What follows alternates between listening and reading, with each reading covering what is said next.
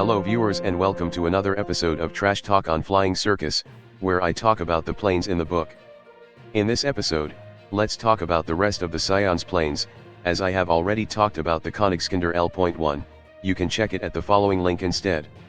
So, all Scion's planes have one thing in common: they cost some ridiculous amount of thaler for their performance, well, mostly, because there's the Markgraf Attentäter C. The Attentater serves with the Kingdom of Sopwith, which actually still exists after the Great War, kinda, having an island of its own separated from the devastation of the mainland helps. The Attentater is designed from the ground up for a tactic referred by the Königliche Sopwith Fliegerkorps as airborne gunline, which is just a fancy way of saying energy fighting, as the KSF believes that dogfighting and ace pilot mentality are useless. The idea is literally just joust enemy squadron with sheer speed and firepower until there's nothing left, which is helped by its high speed and high overspeed along with a ridiculous 6 goddamn machine guns, which is actually less impressive than it looks. So, looking at its stats, Markgraf Attentäter C is indeed fast and could dive for a very high speed, but it's somewhat sluggish, having an average boost, poor climb rate, and poor stall speed. It's also quite fragile, so it can't turn well at high speed or else it will disintegrate, and with turn bleed too, you do not want to get tangled up with a dogfighter in this thing at all. Now, let's take a look at its armaments, and here's what I mean by less impressive than it looks. Yes, this thing has 6 goddamn machine guns, but only 4 of them are actually pointing in the same direction, as these 2 are fixed upward instead, good for shooting down bomber and sometimes planes, but a bit difficult to use in combination with other guns unless used in a strange strafing attack. Not only that, 4 of the machine guns are LMG, machine guns that are lightened up by using small box or drum mag. You can expend 2 shots with these guns before having to spend narrative time in reloading them. Not only that, you might notice that most weapons listed in this box here for all planes have the word accessible in it. Accessible in this case means that the pilot can manipulate the guns without having to leave their seat, and these 2 LMG do not have it, which means in order to reload them, the pilot has to climb out of their seat just to reload it. Don't worry, wing walking is very safe in Flying Circus. The bullets coming your way however, isn't, and the plane might just spin on its own with this low stability. Anyway, it does have a collimated gun sight, so you get a bonus attacking with it. However, the plane runs with a low radiator, which is going to leak very fast if it gets shot, so don't get it shot. Thankfully, if you feel that the extra gun is just kinda stupid, you can just remove them for free. This can make the plane much more maneuverable, and let it becomes a dogfighter again with turn bleed 1. As for its variant, there's just one, the Attentater E, which switched from a 200 horsepower engine to a 300 horsepower one, plus extra fuel tank, making it even faster, but even more sluggish from the engine weight. Ultimately, besides being an actually good energy fighter with a ton of questionable firepower, the Markgraf Attentäter C is also amusingly kinda cheap by Scion standard. I don't even know how it reaches this price tag. This thing is cheaper than the bloody Cobra at 37 thaler. It's kinda ridiculous, but hey, that's good news, right? Next we have the von Morgen Vampyr.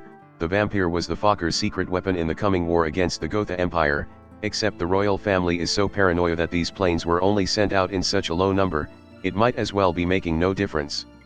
Presumably, there are thousands of them sealed away in warehouses somewhere in the gassed-out cities of the former Fokker kingdoms, but if a pilot gets their hand on this thing, planes are going to drop out of the sky. I mean, look at the stat, this thing is super fast, a bit sluggish, but really fast, and not only that, it's probably the toughest dogfighter out there. It can outright just outlast its opponent with no problem at all. It's terrifying. It also has a respectable amount of firepower, 2 mg plus collimated gun sight for better accuracy, and while it costs 41 thaler, it's well worth its price for being so lethal at its role. Heck, just compare it to the Thaler Cobra, which by the way is only 4 thaler cheaper. Yes, it has 3 guns, but it's so fragile compared to the Vampyr, it's gonna be dead a lot sooner. It's so deadly, that its variant is something the player cannot get with just money at the start, no matter what.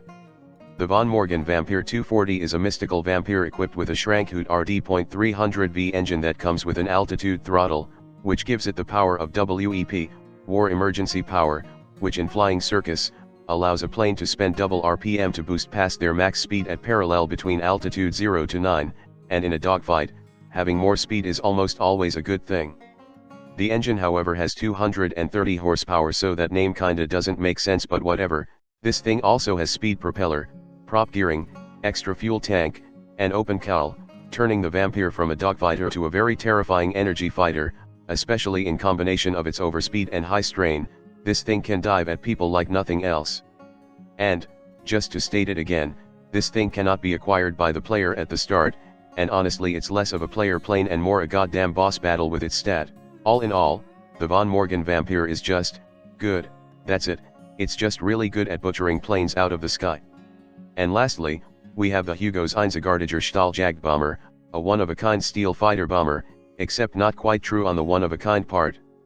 The Einzagartiger Stahljagbomber is the third of the Hugo's designs, and although less than 100 of these were made before the war, since their blueprints are widely available, anyone that can make aluminium can make these things in no time. Apparently Hugo is a big believer of open source design. And on top of that, one can really see the improvement over the Hugo's Ganzmetall Wunderflugzeug, with it being faster, has high overspeed for energy fighting, which is probably the only fighting style it can properly use because of the turn bleed too, and it's still just as durable even without armor, for taking hits or turning at extreme high speed. Its armament has been upgraded, having 3 machine guns, one of which is on a turret to cover the rear.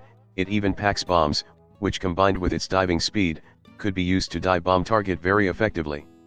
The cockpit also has intercom for easy communication between the pilot and observer without yelling out their throats, and oxygen masks that are powered by an alternator so that if it has to dogfight, it can turn more effectively than its opponent does, and can reach higher altitude without the pilot suffering from oxygen shortage, but at that point the plane might just stall anyway. As for its variant, it has one, the original, without bomb load and internal bracing, making it faster and slightly less tougher, with a lowered stall speed. Honestly, this thing is just as ridiculous as the Morgen Vampyr but in an entirely different way. It can basically get shot by an autocannon, heavy cannon, or a goddamn rocket and just be like, yeah okay, whatever, it can survive practically anything. And that's all for the Scion's planes, from the jousting Markgraf Attentäter C that uses sheer firepower and speed to overwhelm even experienced pilot, the secure Königliche L.1 with performance and safety that's well worth its high price, the deadly Morgen Vampyr that can outfight and outlast anything, and the ridiculously durable Hugo's Einzagartiger Stahljagbomber that can weather anything to drop its payload right on its target and fight as its own escort. They are all quite expensive, except one, but their performance more than makes up for the costs, somewhat. Anyway, that's all for now, and I will see you all next time. Hello there, if you like this video, please subscribe to my channel and click that notification bell button. If you really want to support my channel, you could visit my Patreon page, or buy me some coffee, links in the description.